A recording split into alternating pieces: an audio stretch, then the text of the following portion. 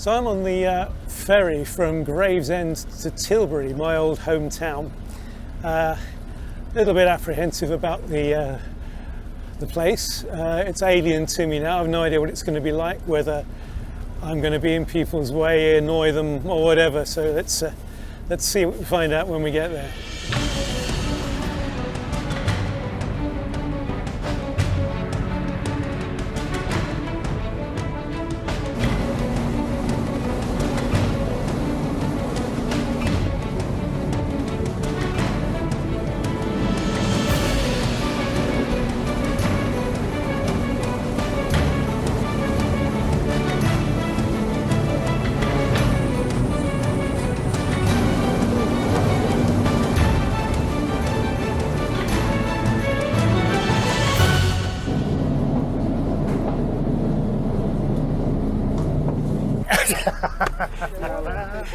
Are you Tilbury guys then, or Gravesend? Oh, Tilbury. I lived in Tilbury all my life. Born in Tilbury. I used to live in Parkside Avenue. This was like... Parkside? I know Parkside, yeah. Yeah, I used to live on the end. I don't know if you know Sammy Ben, who used to be my dad, used to work in the docks, but... Yes, my old man was a docky. Yeah. Yeah, I lived in, well, I was at the fire station. Oh, right, yeah, before... I worked at the fire station, but I was there for 16 years. Parkside's just across the field from there, isn't it? Parkside is just over there. Yeah, I lived there from until, 1970, I think, and then we moved up to Stiffer-Clays, and then I joined the Navy, and I was off, so, but, yeah. What else we ever do in Tilbury? Old man was a docky. My brother became an engineer.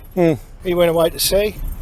Couple of apprenticeships, different age, wasn't it? I mean, it was a different sort of thing. Well, it is, and if you live a place like this, you're going to get inspired by this, aren't you? I mean, it's just... You know what I mean? When we lost my brother, I mean, it's crazy. We all sat with our legs over there, had a little drop of whiskey. Yeah.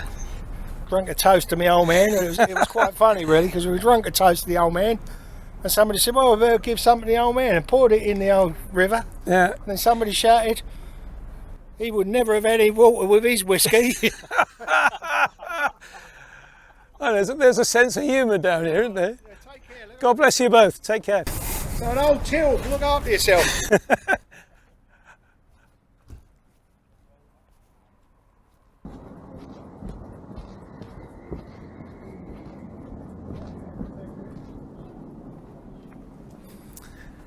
So this, used to remember walking up this ramp for the ferry, still here, but it's now a walkway of memories for the Windrush, which docked here. So there's photographs and people from that on either side. Of course, that was after my time. It's hard to believe that, isn't it? That all this stuff happened when I had already left. Certainly wasn't here when I was here. Let's emerge and see what we can find out here. The walkway of memories. Whew. Well, I'm here at Tilbury Library, it's now called the Hub.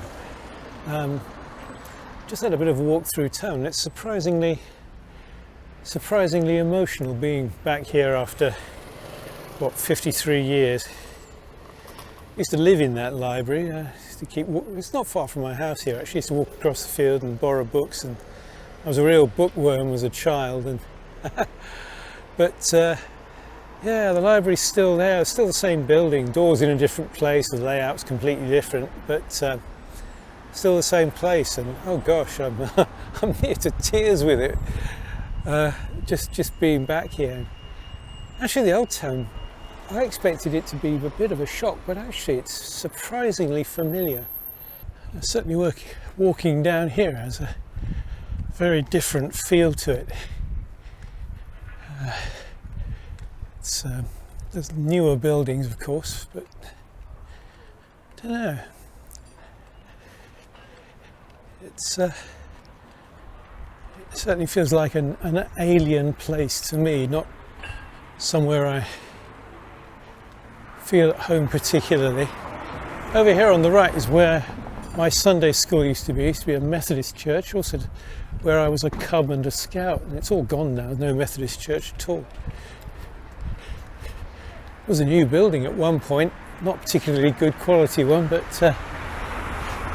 Now it's all gone. It's now a Tesco Express co-op across the road there.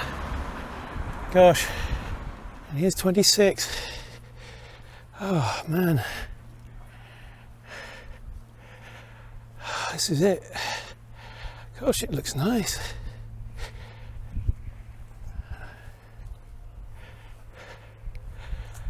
Over that way used to be the back field where I played. No field there now at all, of course. I can't see anything. From here, you used to be able to see the railway line, the river, and there's a big field here. You know, just full of junk basically, long grass, old radio parts. We used to play. I used to build spaceships out of the old radios and TVs and valves. Yeah, that's, oh, it looks very plush. That little shed in there looks much nicer than we used to have. And this bit here was the river diversion. There used to be like a ditch. We can just see the railway line over there, look. Yeah, that is utterly amazing. Utterly amazing.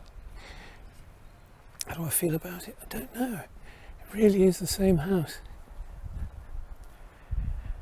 Much nicer fence, I have to say. We used to live, there used to be a cement works down here. Never used to have to put anything on the roses to kill the aphids. They used to just get covered in cement dust and that killed them off. We had really good roses in that garden. Keep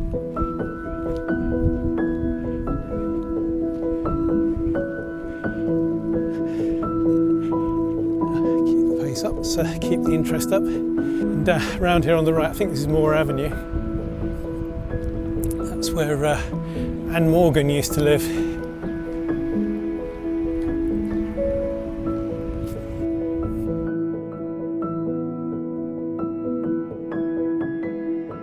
That's Shakespeare Avenue down there on the left. That would have been my normal route to school, but taking a bit of a detour today. Not too much. I used to have lots of detours and alternative routes committed to memory, mainly so I could avoid getting beaten up if at all possible. This was a rough area. Chances of getting duffed up in some way on the way to school or the way home were quite high. So I used to have alternative routes I could follow if I knew there was trouble coming or I was already in trouble and needed an escape route. That's what life was like. Having said all that, everybody I've met here so far has been uniformly friendly. And down here on the right, this is Brennan Road now. This on the right is my grandmother's house. Nana, we used to call her. She was the only grandparent I actually knew.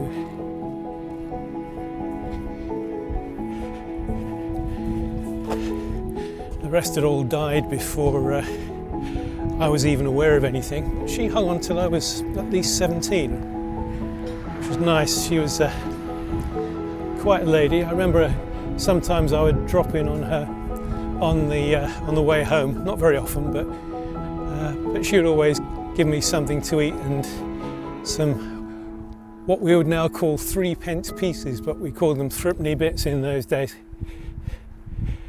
Should say my parents were absolutely lovely people. Mum was from East Ham. Dad was born here in this road, I think.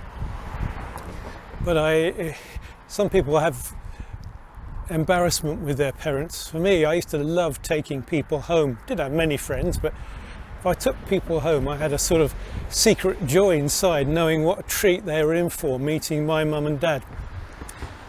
So I'm taking a detour at the moment down Southey Walk. I suppose it's what the New Zealanders would call Southey Walk. Because my old school friend Jill Brown used to live on this street. So I promised her I'd go down and give it a look. So here I am on Southey Walk, which is one of my alternative routes. But yeah, there's 42 kids in my class, and I maybe knew where a handful of them lived. knew where Shirley Mason lived because I had rather a crush on her. And she used to get annoyed because I used to tease her. Well, you know, I was a young kid, but all the same, my social skills were poor to boot, so I'm sure I annoyed her quite a lot. But she was a pretty girl. So I think Jill's house was somewhere down the bottom on the right.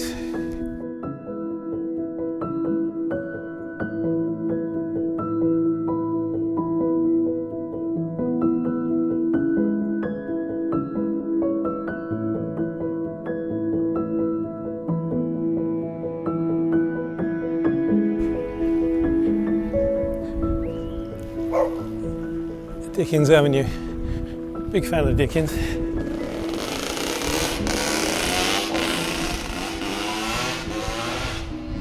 So here's my school. Gosh. Wow.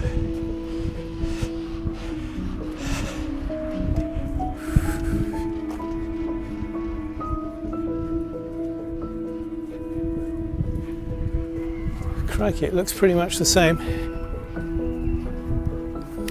A new block over the back there, or else that's something else, but gosh, library used to be down the end there. One of those used to be my classroom at one time or another. Wow, look at it, incredible. So I'm making this video because of my Asperger's syndrome. I was diagnosed, 4 or 5 years ago at the age of 64. So I spent the rest of my life since being diagnosed going back into the past and reframing all the things that happened to me, and there's been lots of light bulb moments. God, that's why that happened, that's why I was like that, that's why people found me difficult and why I found people difficult, why I had such a good memory and why my social skills were so poor. And I was experiencing all of that in this school behind me, not knowing at all that I was different, feeling guilty all the time, that I should be normal and wasn't, without knowing it. So it's been, you know, an uphill struggle in life. I seem to be a good actor, shall we say. I get away with it. I'm quite surprised at how much I seem to have got away with in life, but here's where it all began, in this school. Good times and bad. I do remember every Sunday night I used to cry myself to sleep because I was going to school the next day. Can't precisely think why. I mean, when I got here, most of the time it was okay, but something was really disturbing me on Sunday nights. I used to hate Sunday evenings.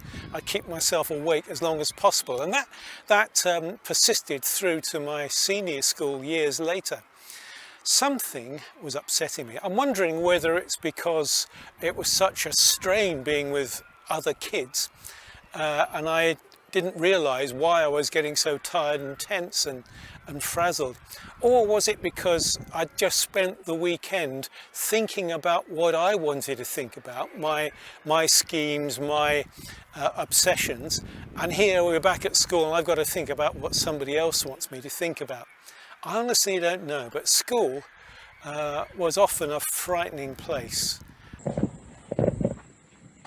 So here I am in the front of the entrance to Tilbury Fort. I'm sure there used to be a statue or something up there once upon a time. It looks like there should have been. There's an insignia to Charles II above the door, so latter half of the 17th century. Well, there was a fort originally here in Henry VIII's time, but this has been built on top of it to keep the Dutch away from sailing up the River Thames. This is during the Dutch Wars. So, looks pretty much as I remember it, but let's go inside and see what English heritage have done. Now going through the gates.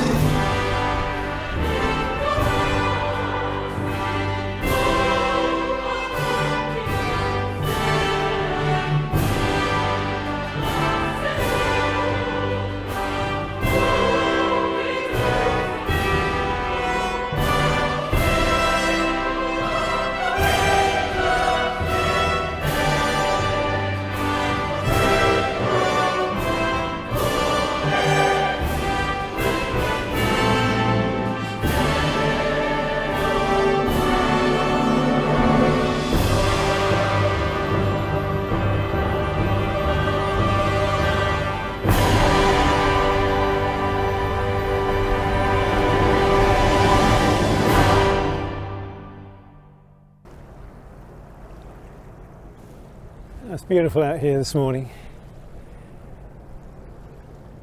I've had some varied experiences on this trip.